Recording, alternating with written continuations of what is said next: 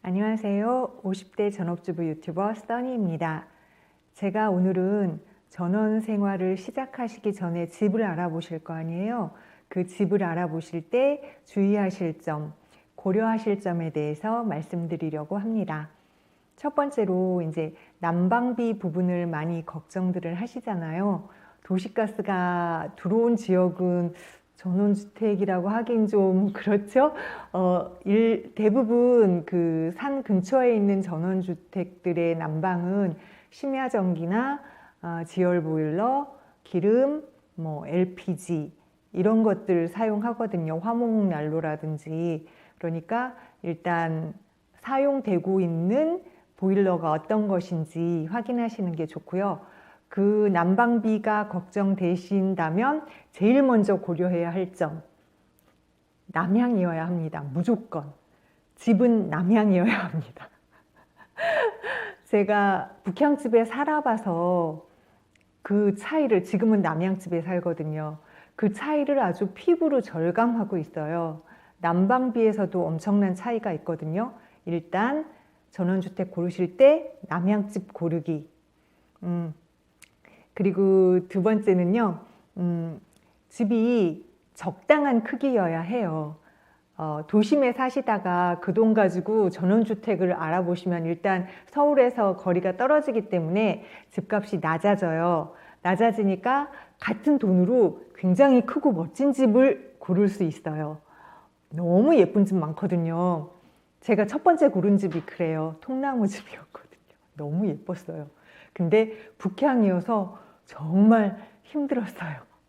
그러니까 내 돈에 맞춰서 사는 건 맞는데, 그러니까 사거나 아니면 전세를 얻거나 그러는 건 맞는데, 그 돈 그대로면 더 큰 집을 구할 수 있다 그래서 내 가족이 적은데 큰 집을 구하거나 그냥 보기만 좋다고 큰 집을 구하실 경우 그 유지비를 생각하셔야 된다는 거예요. 난방비, 냉방비, 그 유지하는 비용 이런 거 감안하셔야 돼서 가장 적당한 집을 고르시는 게 좋습니다. 그리고 세 번째는 거실에 딱 들어갔을 때 이렇게 천장이 높은 2층까지 뻥 뚫려서 높은 집 있잖아요. 예전에 살던 집도 그렇고 지금 집도 그렇고 저희는 천장이 이렇게 높은 집이에요. 그러면 아무래도 난방비에서는 손실이 있다는 건 감안하셔야 돼요. 이렇게 그 공간 전체를 데우려니까 더 많이 떼야 하거든요. 그러니까 난방비를 생각하신다면 그냥 1층, 2층 분리된 곳이 훨씬 낫겠다 하는 거 말씀드리고요. 그리고 보일러실이 따로 있는지도 보셔야 해요.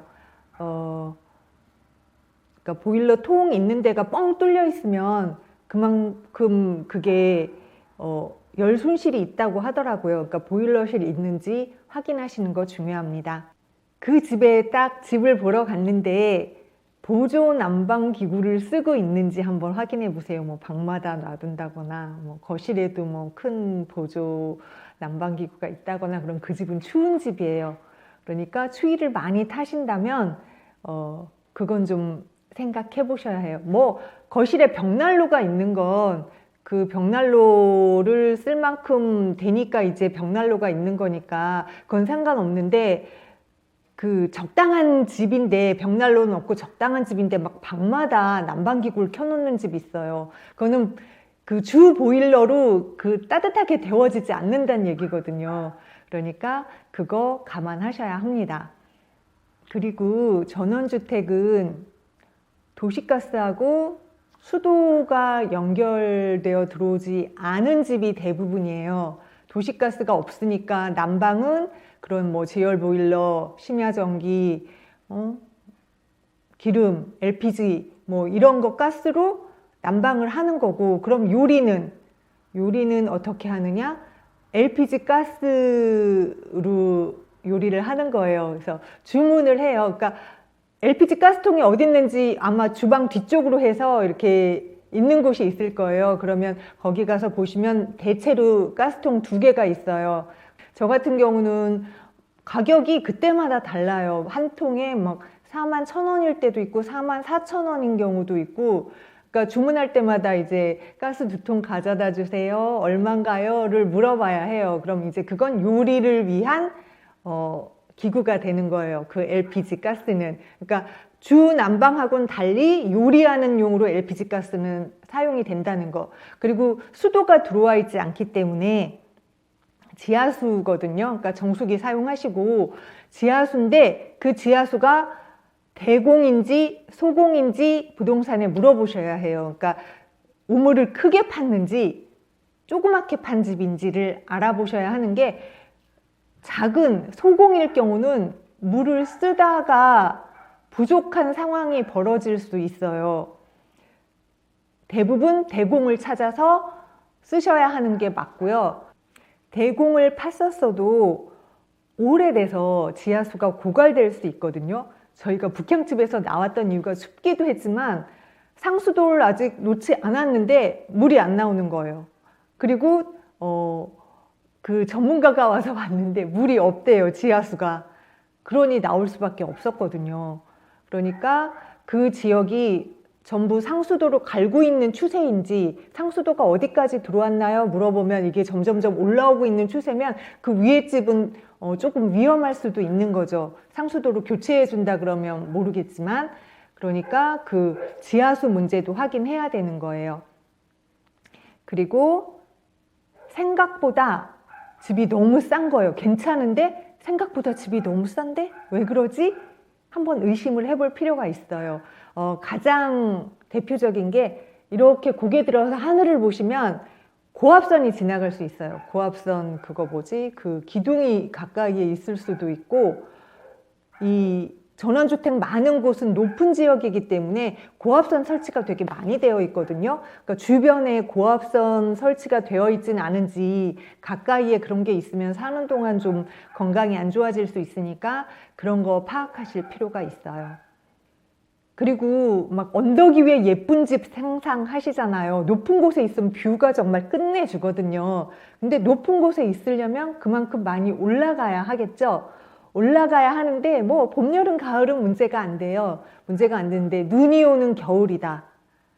내가 치우지 않으면 차가 못 올라가는 경우가 발생하는 지역이 있을 수 있거든요. 높은 곳이 좋긴 한데 그 눈 치우는 것들이 다 가능한지, 막 그것 때문에 이웃 간에 이렇게 의가 상하는 경우도 있어요. 왜 우리만 나와서 치우냐, 너희도 나와서 치워야지, 뭐 그런 걸로 문제 생기는 경우도 있기 때문에 내가 눈을 치우지 않으면 내 차가 올라갈 수 없는 지역은 한번 고민을 해보실 필요가 있어요. 그거 매번 눈 치우는 거 장난 아니거든요. 퇴근길에 눈이 이만큼 쌓여 있어요. 그거 다 치워야 차가 올라갈 수 있고, 만약에 그게 아니면 차를 밑에다 두고 걸어 올라가야 하는 상황이 벌어지는 거죠. 그러니까 높은 지역을 고르실 때는 그거를 감안하셔야 합니다. 그리고 이제 마지막으로 집을 보러 다니거나 이제 집을 사려고 하시거나 할 적에 뭐 그것 때문에 이렇게 그 집을 자주 왔다 갔다 하시잖아요. 그럴 때 주변 이웃분인데 그냥 와서 뭐 이렇게 계속 타치하시는 분 있어요. 그 집이 아무리 좋아도 그럼 그 집을 선택하시면 두고두고 힘든 일이 생길 수 있어요. 좋은 이웃도 많지만 가끔 정말 말도 안 되는 걸로 태클 거시는 분들이 있거든요. 근데 뭐 처음에만 들어드리면 되겠지 하고 들어드리면 사는 동안도 계속 그런 정말 별거 아닌 걸로 계속 찾아오고 막 이러는 경우 생길 수 있거든요. 그러니까 주변 이웃분이 괜찮은지 살펴보실 수 있다면 그것까지 살펴보시는 게 좋겠다고 생각을 합니다. 제가 지금까지 전원주택을 고르실 때, 사실 때 고려하셔야 할 점에 대해서 말씀을 드렸는데요. 뭐 이것은 제가 지금 생각나는 거 일부분만 말씀드린 거예요. 앞으로도 더 생각이 나고 뭐 이것도 고려하셔야 해요 하는 게 생각나면 그때 또 따로 말씀드리도록 하고요. 다음번에는 제가 북향집에 살면서 너무 힘들었었거든요. 왜 북향집을 고르면 안 되는지 그 이유에 대해서 말씀드리도록 하겠습니다. 오늘 영상은 여기까지 하고요. 다음 영상에서 찾아뵐게요. 고맙습니다.